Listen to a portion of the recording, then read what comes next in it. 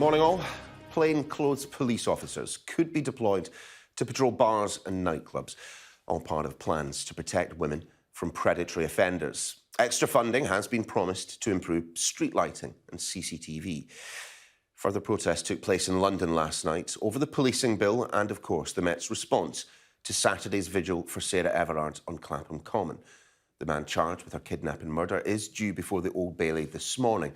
Sky's Enda Brady has this morning's first report. This started out as a protest against the policing bill in Parliament, but it quickly turned into a march against the tactics used by officers to break up Saturday night's vigil in memory of Sarah Everard. By the time it ended, the government had doubled the size of its Safer Streets Fund, aimed at improving lighting and CCTV. The Prime Minister really wanted to show that we are listening and that we want to act to help women feel safe in our streets, which is why this investment will go on very practical measures like better lighting, more CCTV, to try to give people that confidence that we really want to instill after last week's terribly sad events. At Clapham Common, more and more tributes have been left at the bandstand, just a few streets away from where Sarah was abducted. We don't just need legislation, we need a UK-wide, a worldwide culture change. So much needs to change, the way that we view women and the way that we respect women, or the way that we don't respect women. The Prime Minister says he wants to drive out violence against women and girls and will bring in landmark legislation to toughen sentences and put more police on the streets. Saturday night's events in Clapham are now the subject of a review by the Police Inspectorate, ordered by the Home Secretary, who has also urged the public not to attend any further vigils because of the pandemic. Wayne Cousins, the 48-year-old police officer charged with Sarah Everard's murder, will appear at the Old Bailey later today. Enda Brady, Sky News. Let's bring in Sky's Ali Fortescue, who's joining us this morning from Clapham Common. Morning, Ali. Just bring us up to date with the latest. Some news emerging overnight about perhaps the suspension, the removal of duties of a serving Met officer.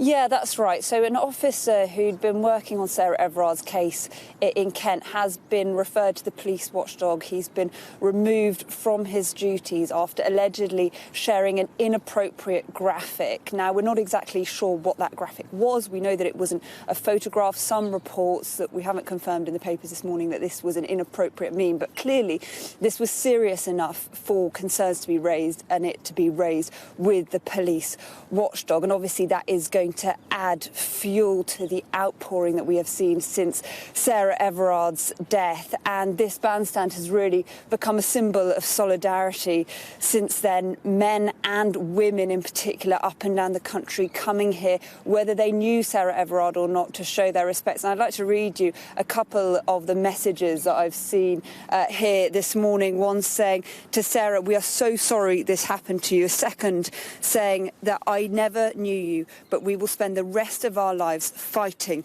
injustice for you." And that, I think, says it all, really, that last message. This has sparked something. This has brought the spotlight very firmly onto women's safety, onto policing. But, of course, at the heart of all of this is 33-year-old Sarah Everard, and it is now almost 2 weeks since she was last seen. We know, of course, that her body was found in a woodland in Kent, and as you heard there, Wayne Cousins, the serving police officer, will be appearing at the Old Bailey today, and he, of course, is charged with her murder. Ali, thank you. We're joined once again on the programme by the Foreign Secretary, Dominic Raab. Mr Raab, great to see you this morning. I wonder, though, if we can just start with those events on Clapham Common at the weekend. A few days on from that vigil, what is your assessment of exactly where the police went wrong? Well, look, it's a very tragic case, and we're also concerned, obviously, about confidence in the ability to walk the streets safe at night, particularly, obviously, for women. That's the number one priority. In relation to the way the vigils were handled by the police, we've got two reviews, one by the Met themselves, but also the independent review by Her Majesty's Inspectorate of Constabulary. I think it's right to allow those to take place. They can do so without fear or favour, and we need to learn the lessons of it. I do also think it's worth saying the police are doing an incredibly difficult job at the moment, but it's always right to learn those lessons.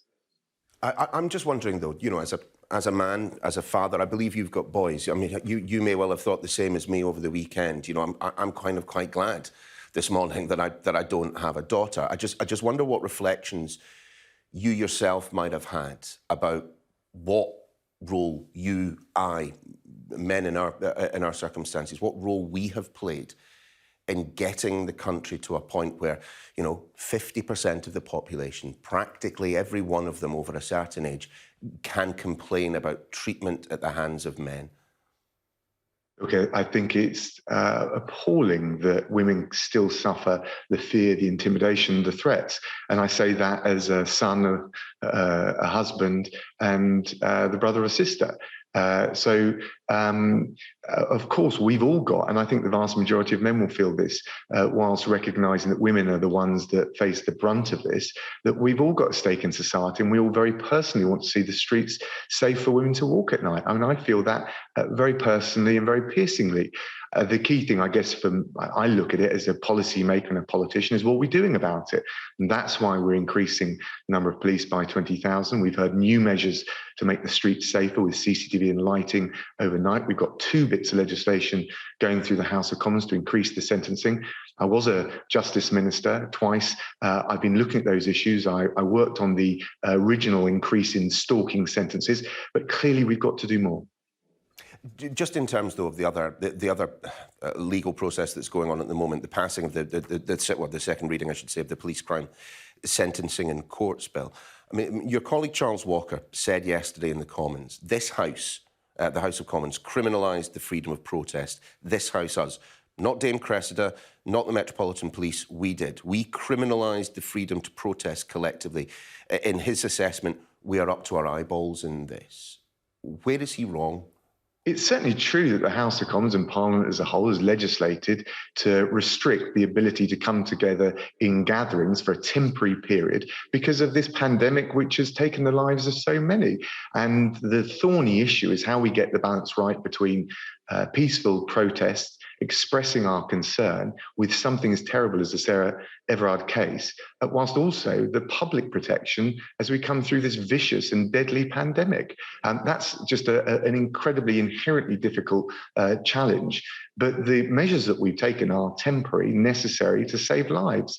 So, of course, and the concern would be if we made exceptions for one or other, however compelling the case was, is that we would start to see more widespread disobedience or non-compliance with the rules. And then what would that mean for public health? So that's the very fine line that we've got to navigate. But I think overwhelmingly, notwithstanding the concerns in this particular case, and they're very serious, which is why we've got 2 independent reviews, I think overwhelmingly the police, if you look at the last year, have done a very good and a sensitive job in policing this pandemic. Still, there will be those watching this morning who wonder why on earth anyone should listen to a Conservative politician, one who has served in this government, when it comes to offences of violence, and particularly sexual violence against women. I mean, the statistics are pretty stark. In terms of rape cases, to March 2020, 58,856 cases of rape were recorded by police forces in England and Wales. Only 1.4% of the rapes recorded resulted in a charge or a summons. I mean, that is failing women, isn't it? So what I would say is look at what we've done. We've made it in recent years, and I know because I served as a Justice Minister, easier for women to report these kinds of appalling crimes to the police. We've also then, and I worked on this again when I was at the Ministry of Justice, we've made it easier for them to give evidence in a sensitive and a sensitive way as possible within the court setting, as we've already discussed. All of which would be laudable if these figures did not represent the lowest level of prosecution since records began. All the measures that you've just outlined there clearly have not worked.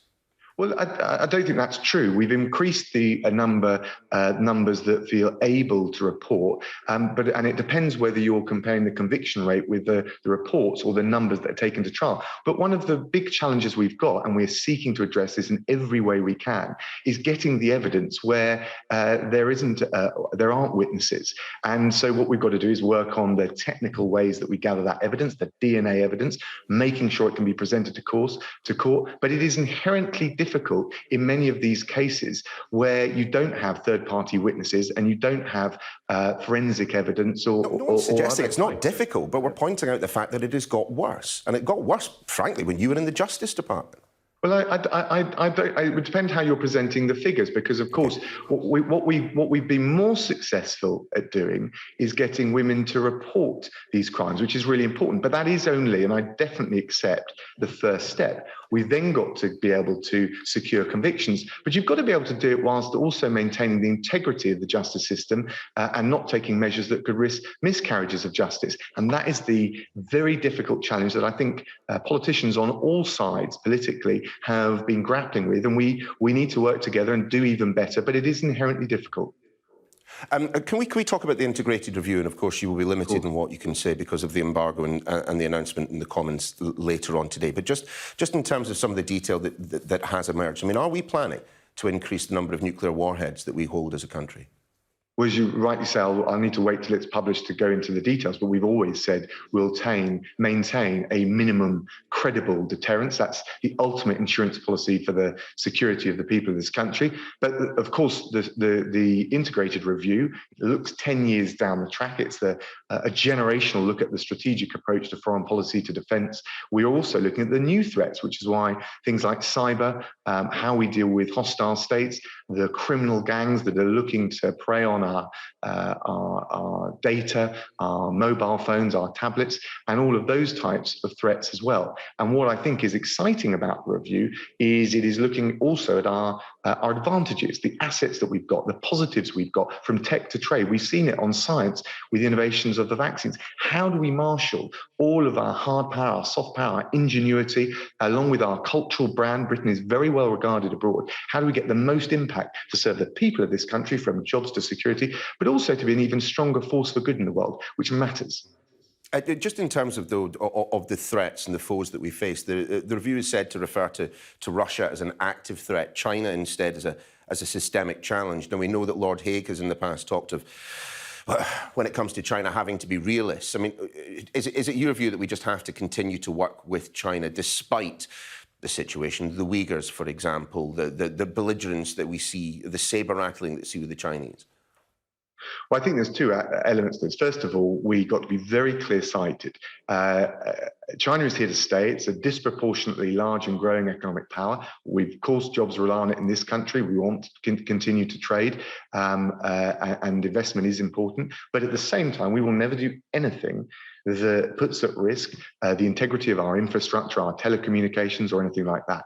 There are other areas where, let's face it, if we want to be a leader in the world, if we want to help bring the world together to tackle challenges like climate change, where we're hosting the UN talks in November, of course you've got to deal with China. It's the biggest net emitter. It's the biggest investor in renewable technologies.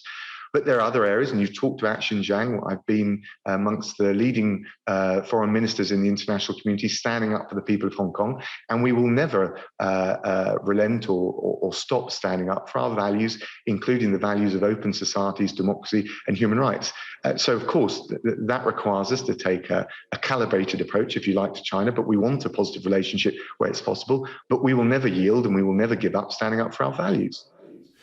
Foreign Secretary, just a little bit later on today, our Africa correspondent, John Sparks, who I'm sure you'll know, he will be broadcasting a report. He has been inside Ethiopia, specifically in the Tigray region, repeated reports of atrocities there. I just want to play a quick clip from his report, so you can just have a look at it. Just a warning, though, that this clip does contain some images that people may find disturbing. Let's have a quick look.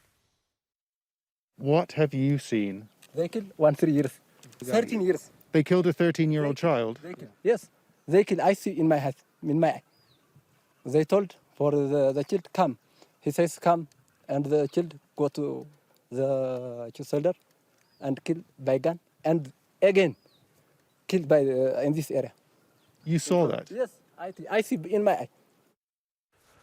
And clearly these are allegations that need to be put to the Ethiopian authorities. But I'm just wondering what support the British government may well be ready to provide, particularly to those people who have been displaced from Tigray into neighbouring Sudan. Well, look, I'm deeply concerned about this, which is why in January I went to both Ethiopia and Sudan.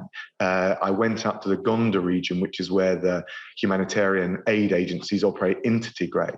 I think there's a number of things that we need to do. First of all, as I made it clear to the Ethiopian government when I was there, we need to see unfettered access for humanitarian purposes into Tigray, so we get some proper facts that we can verify, but also so we can support the vulnerable. There's a risk of famine as well as the human rights abuses that your correspondent was looking into. We've also got to galvanise the international community. So in February, when we held the presidency of the Security Council, we had the first discussion, if you like, I think that there's been on the situation in Tigray under our auspices. And of course, the aid and the humanitarian relief we provide is very important. So we're looking at this in the round. We have a long-standing relationship with Ethiopia. Probably like me, you remember growing up with the famine and the drought and all of those scenes. Ethiopia has come a long way since then. We're very worried that it will lose some of those hard-won gains. We'll do everything we can to stop that. Dominic Raab, good to see you this morning. Thanks for being with us. Let's bring in our political correspondent, Tom Rayner, who was listening to our discussion with Mr Raab. What leapt out to you? Well, I think on the issues that have been raised in the wake of the killing of Sarah Everard, what is clear is that the government are determined to try and show that they are doing things. The Foreign Secretary was keen to point out that an extra 20 million was committed last night following that meeting of the Crime and Justice Task Force to making streets safer. He said it is the overriding objective to make women feel safer on the streets. But you pushed him on the question of the government's record on all of this, on the number of rape prosecutions, very stark numbers that you set out. And he said that the government had done work to make it easier for women to report these kind of appalling crimes, as he put it, and easier to give evidence in as sensitive a way as possible, pointed as well to the fact that there are these two pieces of legislation going through the House of Commons. But clearly this is an issue where the government recognise the challenges, but there will be no doubt further criticism from the opposition that the legislation doesn't go far enough. It focuses on some of the wrong things, and I think there are going to be ongoing questions. Just also interestingly, Neil, just quickly, on that issue of the ability to demonstrate, to hold protests, I think what we heard from Dominic Raab went a bit further than we've heard from the Home Secretary or the Prime Minister, because he articulated why the government do still want the police to deal with demonstrations and protests. He said because if you don't, if the police hadn't been marshalling what was going on Clapham Common, you have the potential to set a precedent. And he said then you could see wider disobedience, which, given the pandemic, could see a wider impact on public health. We've not heard that argument set out before. Tom, thanks very much indeed. Well, let's turn back to that aspect of our interview with the Foreign Secretary, where we dealt with the integrated review. Tom, you can leave. I can speak to our Foreign Affairs editor, Deborah Haynes, for a little bit more on that.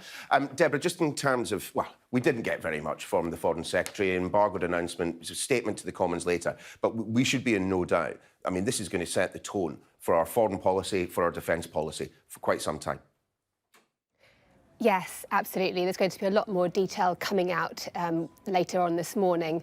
This integrated review is being billed as the biggest shake-up of British foreign, defence, security, development policy since the Cold War. And I think there's three key areas that will be interesting to look at. And the Foreign Secretary did touch on all of them in the comments that he just made to you. The first is that fundamental issue about values. We believe that the review will talk about China as being a sort of a challenge, a systemic challenge, and Russia as being an active threat. And that really kind of talks to how the government really has to deal with the balancing act of China is a reality, as the Foreign Secretary said. It's a growing power. It's here to stay. And clearly the values that China upholds, it's an authoritarian regime, are very much different to the ones an open democracy like the UK has.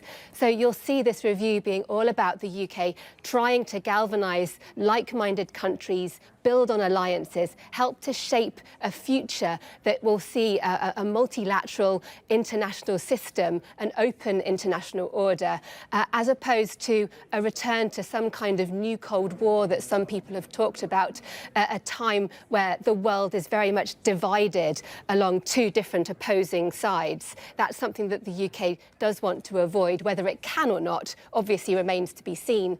The other area you touched on is that nuclear weapons, which is part of the hard power that the UK is clearly wanting to demonstrate. While it's not a superpower anymore by any stretch, it is a middle strong power as well. So building up on its military, it's got a huge increase in defence spending. And then finally, the last point to make is about technology, and the Foreign Secretary talked about that too. Britain clearly sees itself as wants to be a science and technology superpower. So we'll have more about that too. Busy day for you ahead, Deborah. For now, thanks very much indeed. Plenty more coming up on this show, in fact. Labour's Jess Phillips will be joining us shortly. We'll be discussing the new policing bill, as Labour analysis show that women made up more than half the victims of all violent crime in the last 3 years. After 8, I'll be speaking to an epidemiologist about whether those safety concerns being expressed in parts of Europe about the AZ vaccine are unfounded. And the wartime love letters found under the floorboards of a Scarborough hotel. We'll be speaking to the hotel's manager and a historian about this astonishing discovery, coming your way at 20 to 9. England's new Children's Commissioner has told Sky News that improving the lives of children in care is the absolute top priority. Dame Rachel de Souza says she'll be fearless in holding the government to account over its promises to improve the experiences of looked-after children. Our People in Politics correspondent Nick Martin has this report. Which one was it? It is this one here. That bottom window was my bedroom window. I lived there when I was 16 for a couple of months. So this is it here? Yeah. And what do you remember about being here? Just even like looking at it is making me anxious. Really? Taylor Dawson has spent his teenage years in care, and he says it's left him traumatised. How are you feeling? Really, really anxious. It's just, I've not been here since I lived here, so it's a bit weird. Yeah, I just remember being terrified all the time. Just never knowing what to expect the next day. He's one of 80,000 looked after children in England. Just over 10,000 are in residential care. Taylor says his mental health has suffered ever since.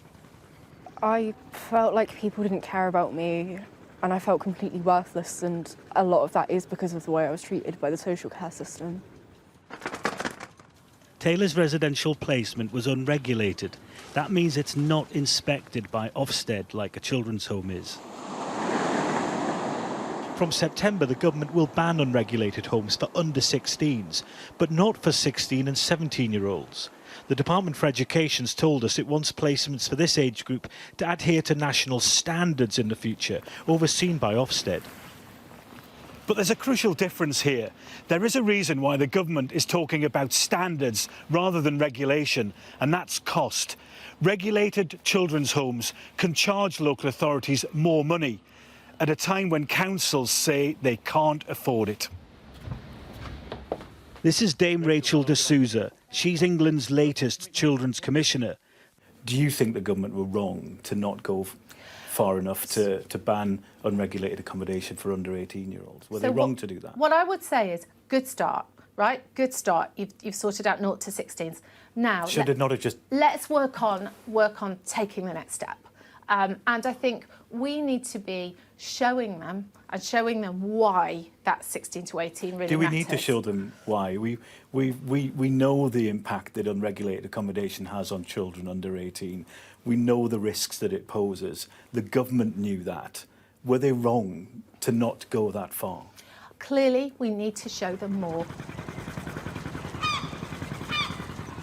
I was a child, and yes, I was an older child, but I was still a kid, and I deserved better. I deserved to be looked after. This week, an independent review has begun to look at children's social care. It'll look at why thousands of children are still living in homes that aren't regulated, to ask whether the government should ban this accommodation for all children under 18. Nick Martin, Sky News. And you can watch Nick's special full report at Lost in Care. That's throughout the day at the times listed here. Next up, 3:30 this afternoon. And if you've been affected by time in care, you can contact Become. Now, that's the national charity for children in care and young care leavers. Their phone number, 0800 023 2033, or you can visit www.becomecharity.org.uk. And you can also, of course, speak to the Samaritans if you find yourself affected by issues in that report. You can contact them. Their phone number, 116 123, the email joe@samaritans.org. A couple more of the stories making the news this morning. Let's turn our attention to Europe, where the Medicines Watchdog will meet today to discuss the safety of the AstraZeneca vaccine, after several EU member states halted rollouts due to concerns over blood clots. Germany, France, Italy, Spain, well, they've joined smaller nations in halting vaccinations as a precaution whilst further checks are made. The World Health Organization has urged countries not to suspend the rollout, insisting the vaccine is safe to be used. The head of the UK Environment Agency is warning that driving emissions down to net zero will not be enough to properly combat the climate emergency. Sir James Bevan is urging businesses to take what he calls a net zero plus approach by adapting to the impacts of global warming. And Labour is calling on the government to end the outsourcing of contact tracing in England to large private companies. The party has written to the Health Secretary, Matt Hancock, urging him to integrate coronavirus testing into local public health teams. All this following a report by the Public Accounts Committee, which found there was no clear evidence that the test and trace system helped to reduce cases, despite, of course, a £22 billion budget. Time to see how the weather is looking this Tuesday. Naz is standing by at the screen with the details. Morning, Naz. Good morning. It's looking increasingly sunny and drier for this afternoon for most places, but this morning it is a bit cloudy and damp out there.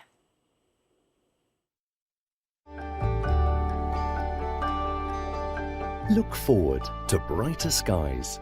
The weather, sponsored by Qatar Airways. Good morning. We're going to see increasing amounts of spring warmth develop across many parts of the UK and Ireland for the rest of this week, and some good spells of sunshine and largely dry conditions. But down towards parts of the southeast, it could turn colder into the weekend. Until then, it's cloudy and wet this morning across large amounts of England and Wales. Spells of rain across the north and west and down towards eastern parts as well.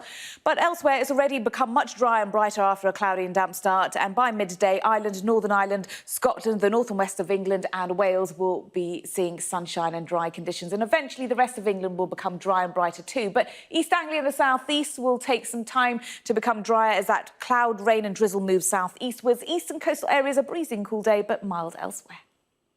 The weather, sponsored by Qatar Airways. Naz, thank you. Still to come on the programme this morning, vaccine safety experts from the World Health Organization are set to review the Oxford AZ jab as several European countries halt their rollouts. We're discussing that next.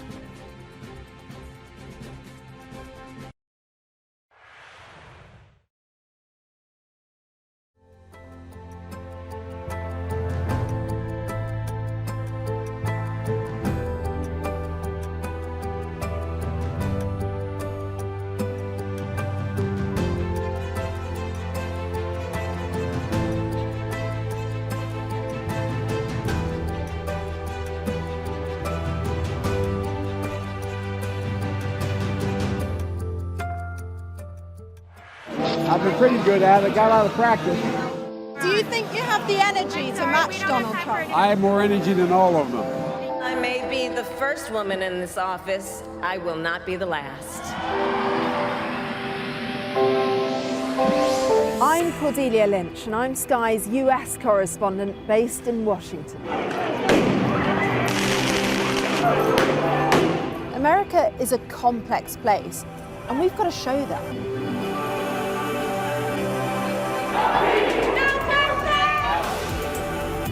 I've witnessed deep loss in America, deep division, and deep bravery. How you doing, sir? Everyone here is being intubated, and the chance of survival is very slim. There are parts of this city that look apocalyptic. They are a symbol of deep anger. Black Lives Matter! Black Lives Matter! Made for people who want clarity in an uncertain world. We're about an hour outside of the Capitol, and you can see a young man's body just there. 4 friends. 4 friends killed.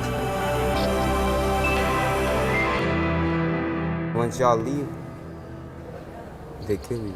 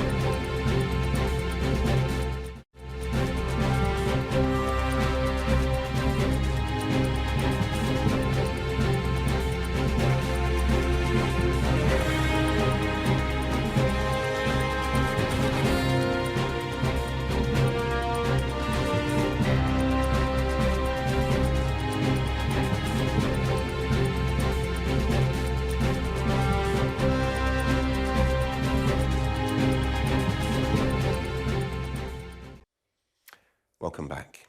Further protests took place last night in London against the Metropolitan Police's response to the vigil for Sarah Everard in Clapham over the weekend. And, of course, against the government's crime policing and sentencing bill going through the House at the moment, designed to give the police new expanded powers to tackle protests.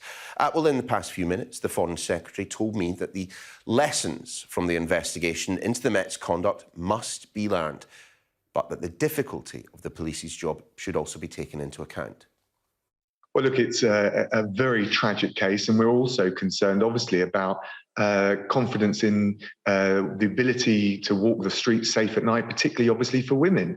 That's the number one priority. In relation to the way the vigils were handled by the police, we've got 2 reviews, one by the Met themselves, but also the independent review by Her Majesty's Inspectorate of Constabulary. I think it's right to allow those to take place. They can do so without fear or favour, and we need to learn the lessons of it. I do also think it's worth saying the police are doing an incredibly difficult job at the moment, but it's always right to learn those lessons. Let's speak to Labour's Shadow Minister for Domestic Violence and Safeguarding, Jess Phillips. Ms Phillips, great to have you on the programme this morning. I wonder if we might start with that which we just heard from Dominic Raab. Do you understand that no matter what anyone thinks about what happened on Clapham Common at the weekend, that the police have had a very difficult job, particularly over the course of a pandemic, to police demonstrations, to police vigils? I mean, I totally agree with that. And you know what I'm not in the business of is trying to pitch the police against the public. And I think that they've been left in a very difficult position. And I think that we all have to consider how that's been allowed to happen. And actually, some of the way that the police have been left with certain discretion about certain things is actually the fault of politicians. And we've got to look at that as we go forward and legislate in the future to make sure that we don't make this mistake again. I think the Metropolitan Police made the wrong turn in lots of cases over the weekend, but I don't underestimate the difficulty that police forces have with new COVID regulations and what is being proposed in Parliament this week with new protest bills, and I think that leaves them as exposed as they have been this weekend. I mean, to your credit, you have been one of those politicians who have been laying bare the problems that women have been experiencing up and down this country for quite some time now. But the Labour Party and you yourself have done even more of a deep dive into the statistics, and we're finding out even more about the the way in which women have experienced negative impacts from violent and sexually violent predatory offending?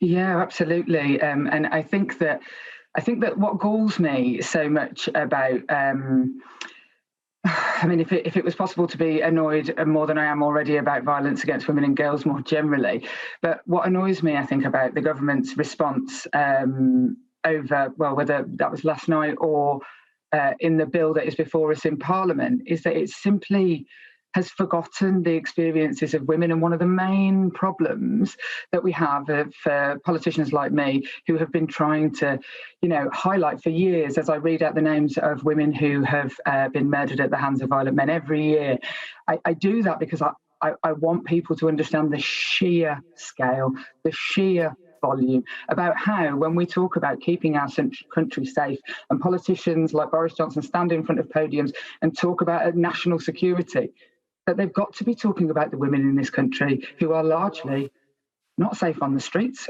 Almost every woman has a story to tell. 2.3 million women are suffering from domestic violence, so they're not safe at home. And the Me Too movement before this outpouring showed us how difficult it can be for women at work. So when we're talking about security, I would just ask the government not to forget us. And the bill that I am being asked to vote on in Parliament today has nothing, it's about policing and crime. That's the title of the bill. Well, to me, it's an abuser's charter because it does more to silence my voice when I want to protest about these things than it does to protect me. There is nothing about rape in it. There is nothing about domestic abuse. There is nothing about street harassment. And I can't believe that the government would put forward a piece of legislation about crime and justice while rape statistics are as they are in our country and falling, and not put something in there about improving rape conviction rates that would stop. The last year, 55,000 rape referrals, 1,800 people were convicted. I mean, it is when you put it in those terms, and we put it in those terms to the Foreign Secretary this morning. It is quite staggering. But as Keir Starmer himself said in a report running overnight, this bill could have been the vehicle to address some of these long-standing issues. I was DPP for 5 years. These issues were there then. This is not new. I mean, I just do wonder whether or not, the guy who is the leader of of Her Majesty's official opposition could have actually done more when he was Director of Public Prosecutions. You've got to remember that while Keir Starmer was the DPP, I was working in a rape crisis centre. So we were our paths often crossed. And of course, like I would with any DPP, we had robust asks. But I have to say that while Keir Starmer was the DPP, he did huge amounts to try and improve the court experience, the evidence gathering, and the way that we handle rape cases. No, this is a difficult issue. It needs a fundamental shift by politicians, actually, that we hand down to civil servants like those who are running our Crown Prosecution Service. But we have done nothing but tinker around the edges for far too long. And what is more, in the last 10 years, the degradation of police forces, of specialist sexual violence units in police forces, we call them RASOs. I asked the government recently where they were across the country and which forces had them, and the answer is I don't know the data. So that isn't a good enough answer. The government should be able to confidently come back at me and say every police force in this country has a specialist sexual violence unit that will deal with rape and sexual violence. And until that is the case, I'm going to keep on getting on their backs. What would be the biggest single change that the government could make in the wake of what we've seen over the past few days to protect women and girls when they're doing nothing more than going out for an evening? I mean, we've heard about extra millions being put in to perhaps expand CCTV in one of the most surveilled nations in the Western world. We've heard talk about using undercover officers in clubs and bars, which presumably they could do right now if they wanted to. What one major policy step forward would you want to see from the government? I mean, I wish that it could be distilled down. If you were to push me, I would say, well, first of all, we have to make it illegal to harass and follow and aggressively pursue women on the streets. And that isn't what came out of yesterday's meeting. What came out of the meeting that the Prime Minister had yesterday was around CCTV, which of course has been degraded over the past 10 years. My constituents always want to see more CCTV, so I'm not going to say there's anything wrong with it. No victim of crime or specialist victims agency I've ever worked with proposed it as the solution, so I don't know where the Prime Minister's getting that information from. But the undercover police officers, I have to say, I think that has not been thought through. And what I don't understand is if these undercover police officers find somebody, they go and report it to a uniformed police officer. We're relying on having huge amounts of police on our streets in this instance, which I don't know if you've been out in town recently, but you don't see huge numbers of police. So the reality is, but what crime is the uniformed police officer then going to charge somebody with? Because it isn't a crime to harass somebody in the public realm. So if I had to pick one, first of all, I'd make it a crime, and then I'd see about what resources needed to be put into it. Because at the moment, we're going to have CCTV capturing footage of something that then can't be reported or charged as anything. So good try, Prime Minister, in your meeting. I offered to come to the meeting. I know other feminist organisations and women's organisations and rape crisis organisations and experts offered as well. I'm not sure where they've come to this, but I'm more than happy for this to be a day one step and to work with them to make this better. Jess Phillips, good to see you this morning. Thanks for being with us. Thank you. Now, Kim Jong-un's sister has warned the United States not to cause a stink as its president prepares to set out his policy on North Korea. Speaking on state media, Kim Yo-jong criticised the US and South Korea for conducting joint military exercises. Let's speak to our Asia correspondent, Tom Cheshire, joining us from Beijing. Morning, Tom. Is this just the usual sabre rattling we see from the North Koreans? Yeah, we haven't seen much of that sabre rattling for a bit, really. It's been very quiet from North Korea after, you'll remember, of course, the huge pageantry of those summits between Kim Jong-un and President Donald Trump. After that all went south, North Korea was launching some small missiles, but nothing major. And since President Biden won the election and took office, we haven't heard anything from that. And that's despite the US saying it has been reaching out since mid-February through several channels, but hasn't had a response from North Korea. Well, they've probably been spending that time working on this zinger from Kim Yo-jong, Kim Jong-un's sister. She said, "We take this opportunity to warn the new US administration, which is trying hard to give off the powder smell in our land. If it wants to sleep in peace for the coming 4 years, it had better refrain from causing a stink at its first step." Those war games are going on, as you mentioned. They're actually digital war games this year with South Korea and the US because of coronavirus restrictions. But it's also as the US Secretaries of State and Defense are flying to Asia, to Japan and South Korea in particular to talk about relations there. The North Korea is reminding everyone we are in this region and we're still a very, very important part of this region. There'd been a lot of focus, of course, on China and how President Biden was going to deal with China. But North Korea has been a problem for every American president in the days of Kim Jong-il as well as Kim Jong-un. North Korea is still a nuclear power. It is going to be a headache for Biden, and he's going to have to work out what his approach is going to be in dealing with them. Tom, many thanks. Still to come on the programme this morning, as MPs prepare to vote on the policing bill, we'll be talking to a human rights lawyer about what it means for protests.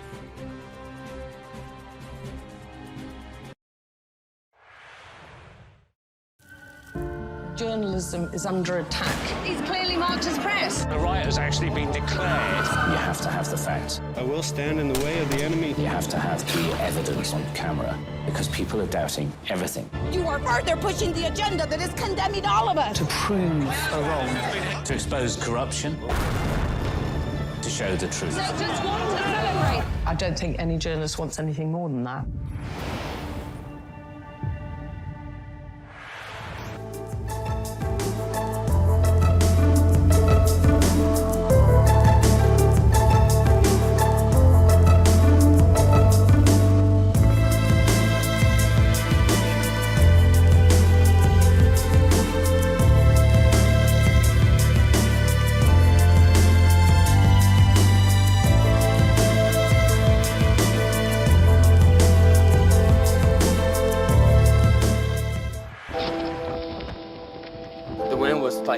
us out of that little room.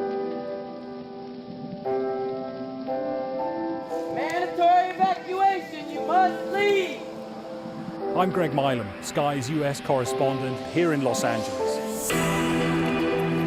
It is almost impossible to predict where these fires will go next.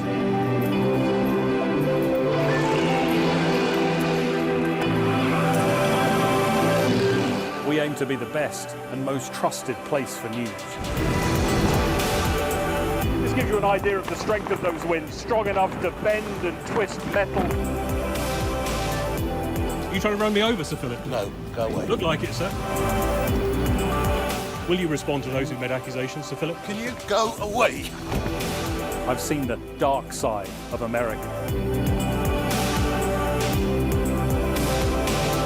We are standing on the supply line right into the heart of America's opioid crisis.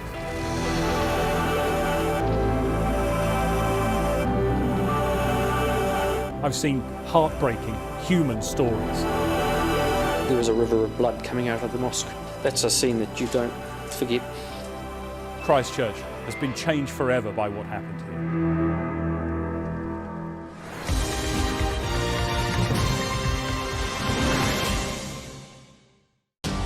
For the early risers. We examine the story beyond the headline. For the knowledge seekers. Welcome to Divided States. For the straight talkers.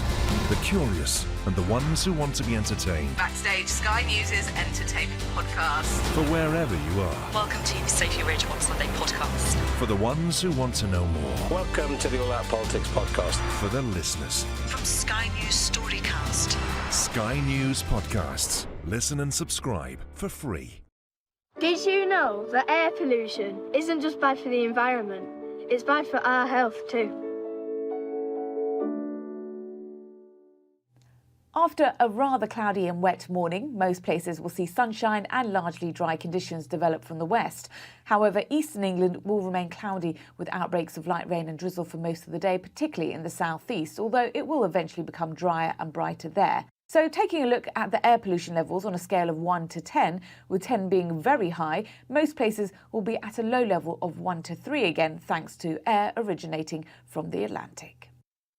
The Air Quality Report, sponsored by Philips Air Purifiers.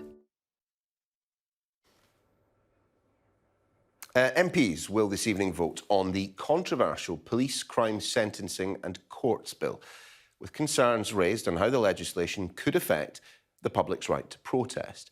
Labour has already announced it will oppose the legislation, calling it disproportionate. Joining us on the programme to explain a little bit more about all of this, the human rights barrister, Adam Wagner. Adam, great to see you this morning. Before we move on to the policing bill, I just wonder if we can kind of dwell on events on Clapham Common at the weekend.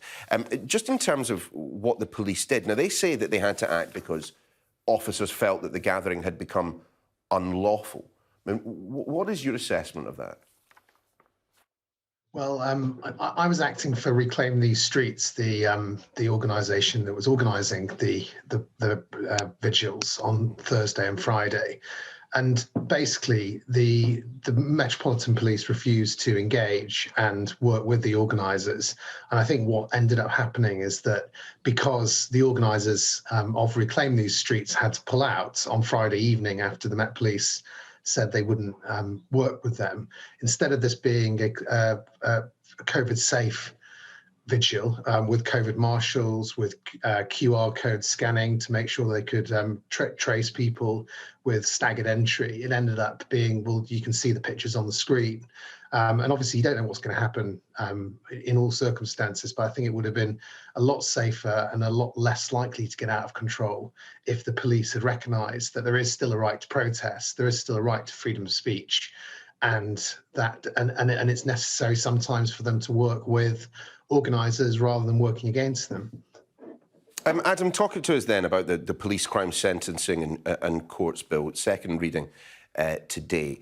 I mean, for the government's part, they say that a lot of it is a direct response to some of the protests that we've seen over the past couple of years. Black Lives Matter, but perhaps more particularly Extinction Rebellion. On that basis, there might be quite a lot of people in and around central London in particular that might think it no bad thing.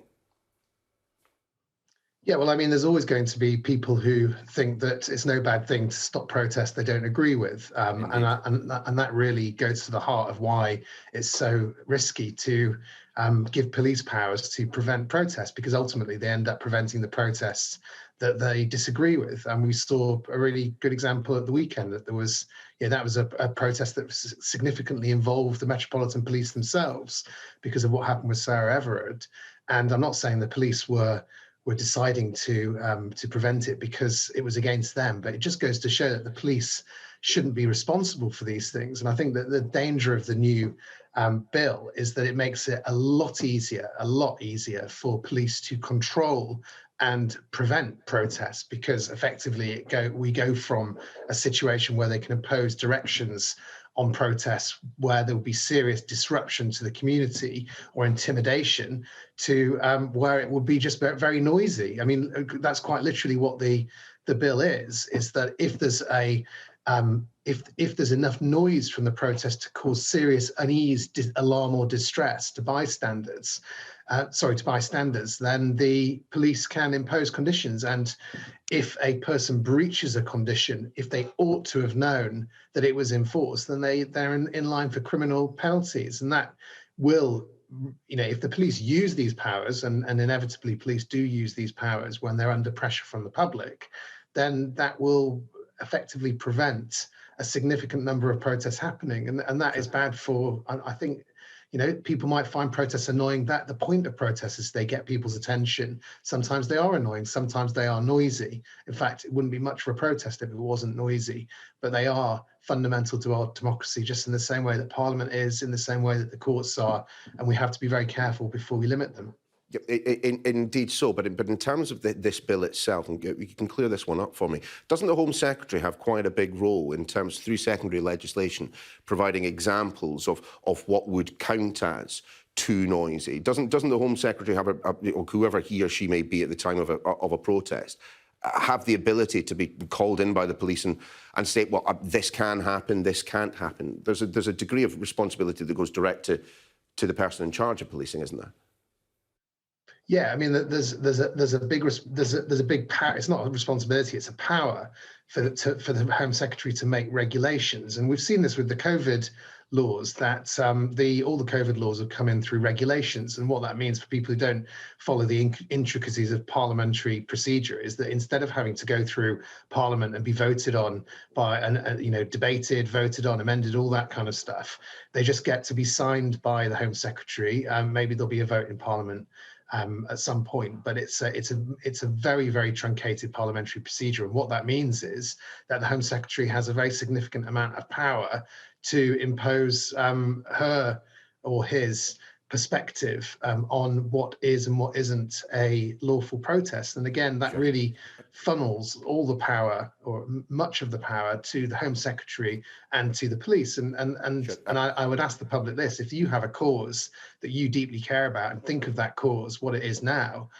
if you wanted to go out one day to protest about that, do you want the Home Secretary and the police to have the ultimate say in whether what you're saying is right or wrong, and whether you can do that or not? And I think most people would say Adam, no. I'm so sorry. We do have to leave it there. We're just out of time. We'll see what amendments might come from the committee stage. Adam Wagner, good to see you. Thanks for joining us.